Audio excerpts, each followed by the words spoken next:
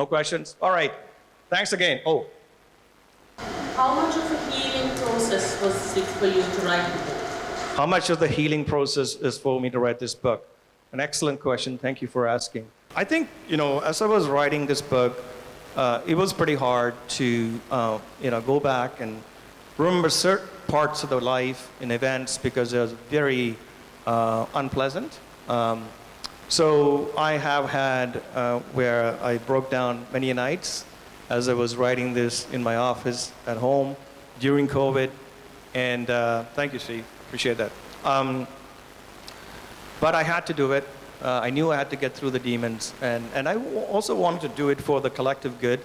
I think that there are many people, I can probably see there are many in this room as well, have had these experiences. Maybe not exactly the same, but very similar. I have gotten many letters of thank you from many young and old saying, thank you for writing my story, or thank you for writing our story. I lived through the book. I have a similar experience. It gave them a cathartic feeling as well as for mine. And also, many young people have expressed their thank you for writing the book because they finally understand the struggles of their parents and what they left behind in their life. And so, as I was writing this, I had these two audiences in mind. So I thought, I'm going to get through this. And if you read through the book, first 3 chapters, pretty dark, but it gets better. And you know how the movie ended. I'm standing in front of you. So it's a good ending. And I would tell you, every single one of you, is that it's not a story of suffering. It's a story of success. And you have to keep thinking that as you're reading through this. Because I think sometimes human beings have this notion that you act like victim and you get a lot of sympathy. But sympathy never solves an issue. And you have to take your demons and deal with it on your own. And so I had to take a lot of psychotherapy as I was writing this book because it's flared up and put me in a very dark place. And anyways, I'm through it. I'm happy I wrote it. It gave me great pleasure to see other people enjoying the book and getting our collective story to the non-Tamil audience around the globe. Because the land is taken over by the others. So what I'm saying is that what do you say to those who can't get out of Sri Lanka because they're trapped in a kind of never-ending cycle of poverty because they are in kind of extreme material circumstances? They have no connections abroad. What could you say to them to move forward, is my question. Well, I think the way I would answer your question would be to say that everybody has to live for somebody. And for me, I tragically lost my father, and he can't be here to speak about his experience. The only way I can justify his death is to live for him and to carry on the legacy of my family. So I think my answer to those who are not here or those who are living and having these challenges, economic or otherwise, is to still carrying on with life. And when I say success, I don't mean success in the sense of material things.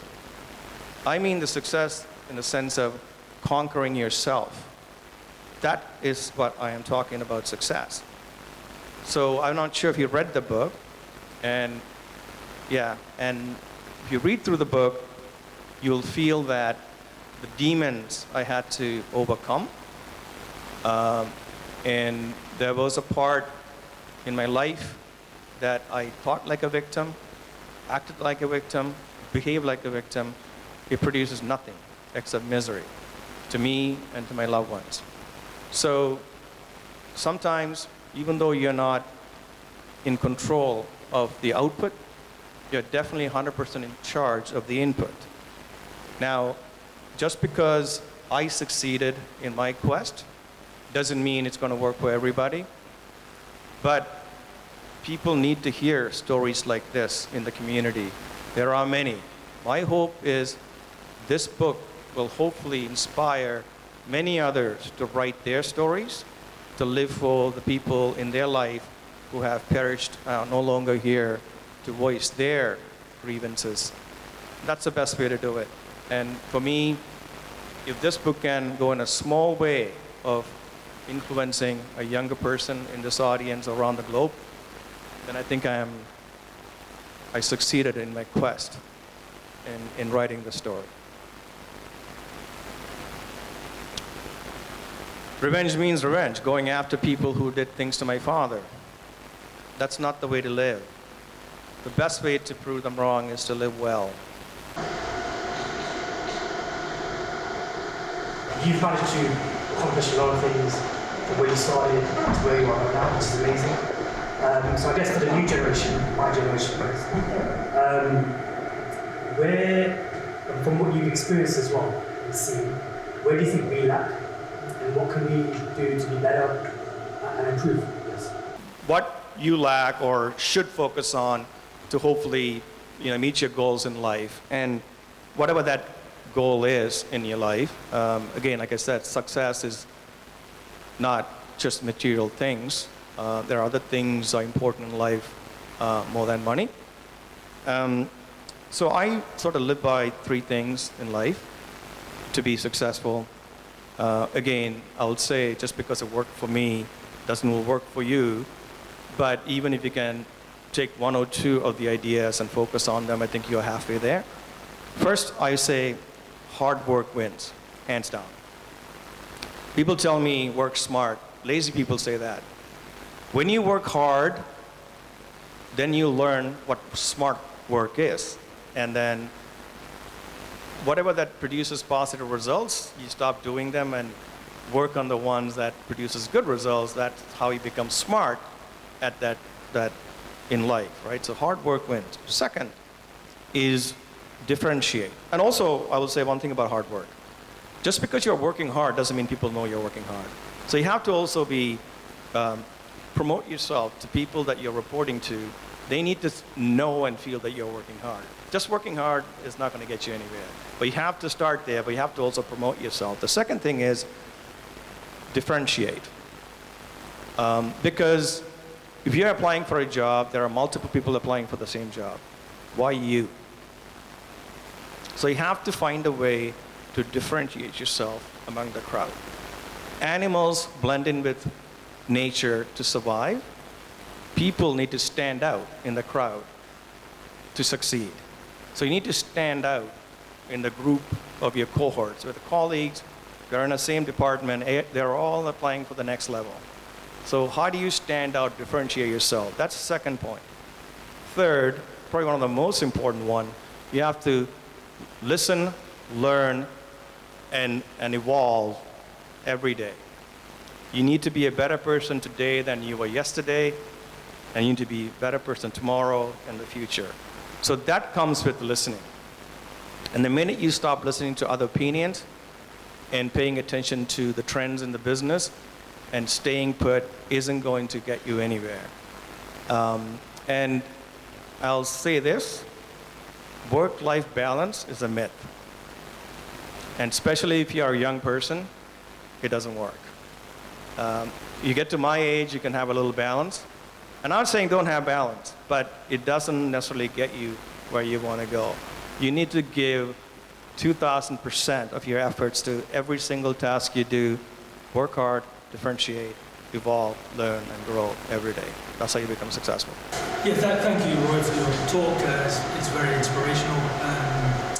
I'm also inspired by your career. I work in the investment management industry as well. What would you say were the maybe key moments in your career, or were there any specific turning points or things that happened that allowed you to get to where you are today as the vice chairman and go through right from the bottom of the company to right at the top? And again, linking it with advice as well, maybe like that. Yeah, the question is, what did I do in my, anything that's memorable I did different than other people or whatever. But look, there's a little bit of luck in life, right? But luck alone doesn't get you anywhere, but you need to have a little bit of luck. I met this amazing individual when I was a young man. His name is Bill Holland. And he became my mentor. And he's tough on me more than anyone else. But he's also my cheerleader, friend, and disciplinarian. The thing is, you need to be a likable person.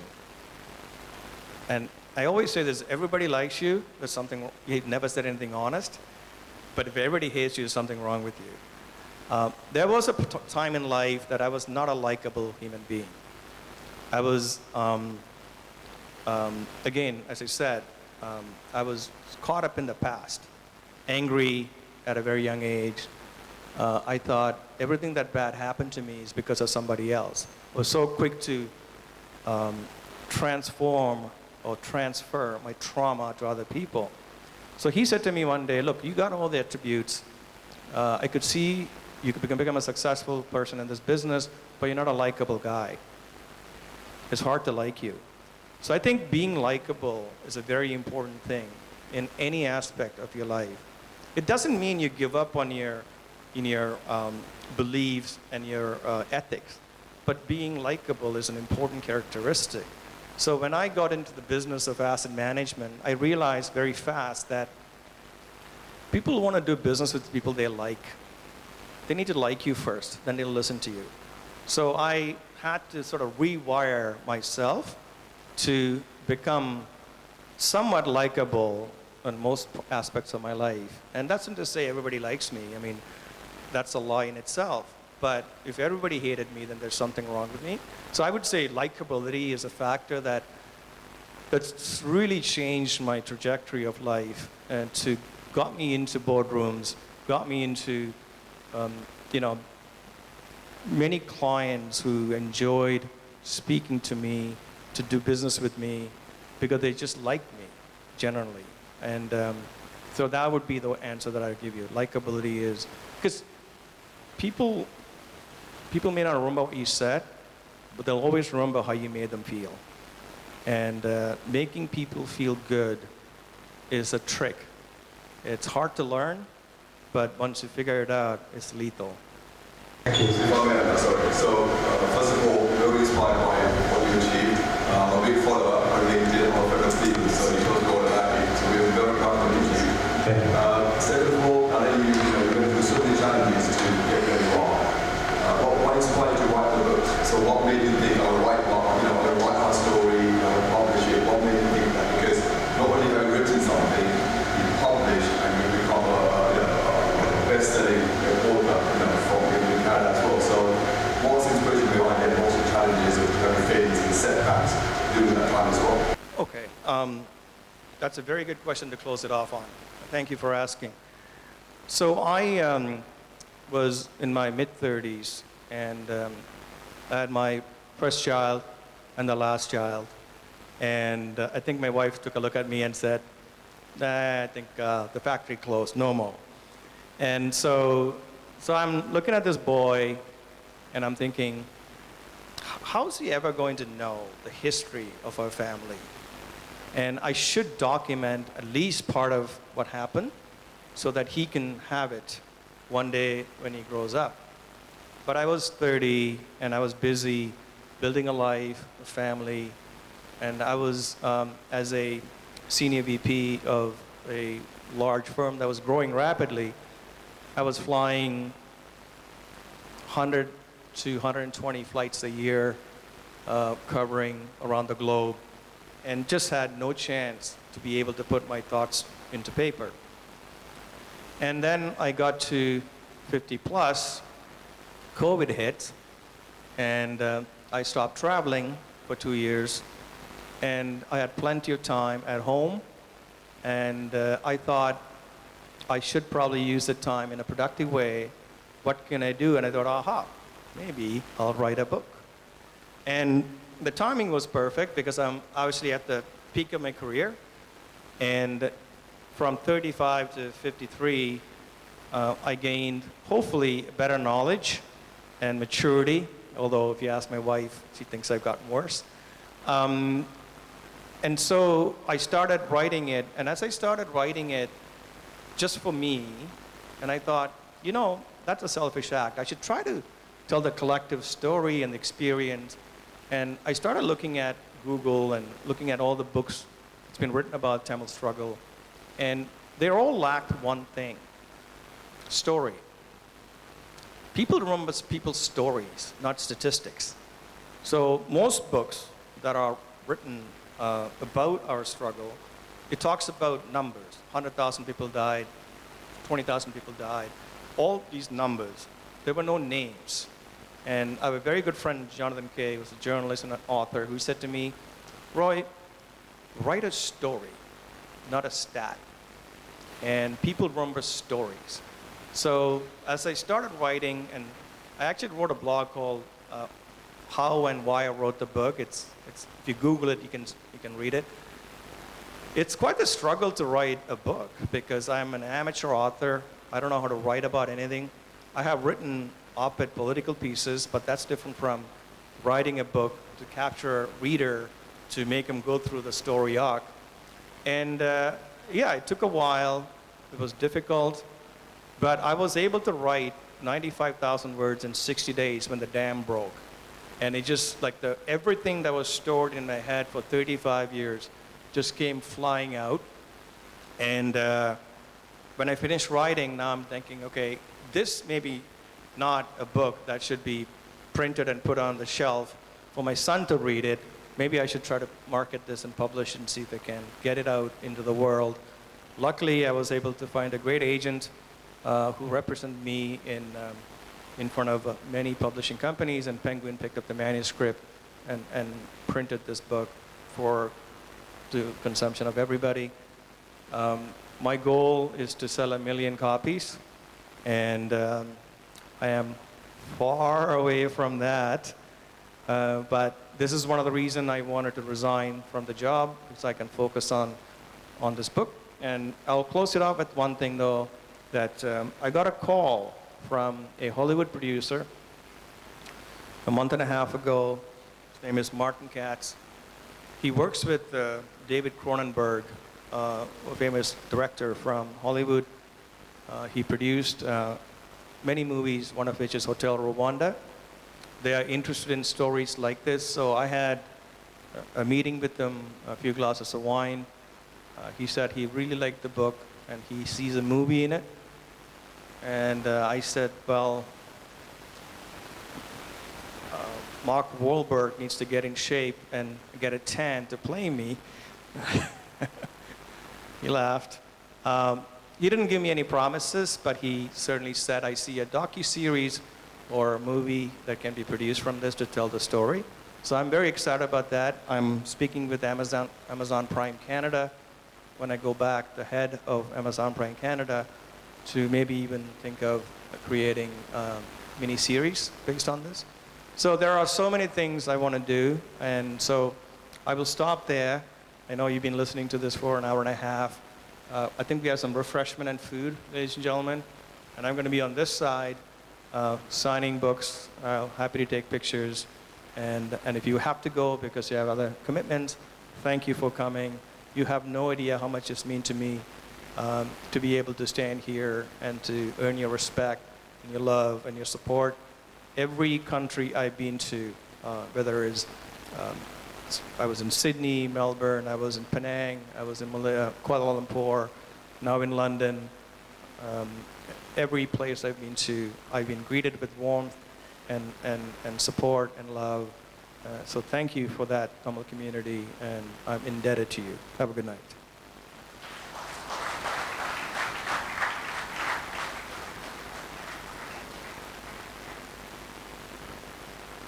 Ladies and gents, so I hope you all enjoyed the evening and get to see Roy in firsthand. So Roy will be signing books on my left, if you wish to purchase the books and get them signed. Equally, on my right, you can get some refreshment and food. Again, thank you for coming and have a great evening. Thank you.